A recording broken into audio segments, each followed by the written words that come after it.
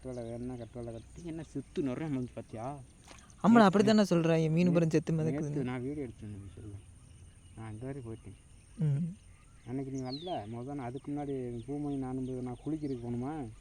அண்ணன் இந்த மாதிரி கிடக்குறாய் வலை இறக்கிட்டு இருப்பேன். அப்படியே எதுக்குள்ளே எது போய் வர நீ? நான் எங்கேயுமே போல இங்கேக்குள்ளே இருக்கேன். இங்கிட்டு உள்ளே போலையா? போப்பா. இன்றைக்கி எத்தனை செத்து இருக்குன்னு தெரியல. காலையில் வேணும்னு வச்சுக்க உயிரோட காலையில் மிதக்குண்டா. அப்படி தான் சொன்னாங்க. ஆனால் வலையில் ஒன்றுமே விழுகலைன்றாங்க. அது வந்து அக்னினால ஹீட்டு தாங்க முடியாமல் சாகுதுப்பா.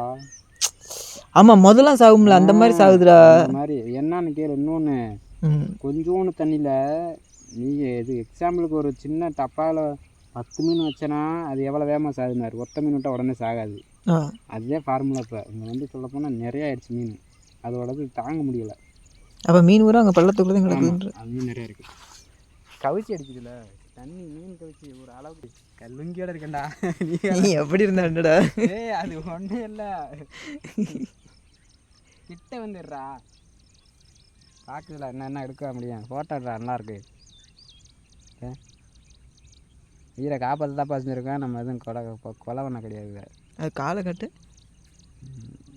ஏன் எதுவும் மெடிசன் கேட்க போறியா?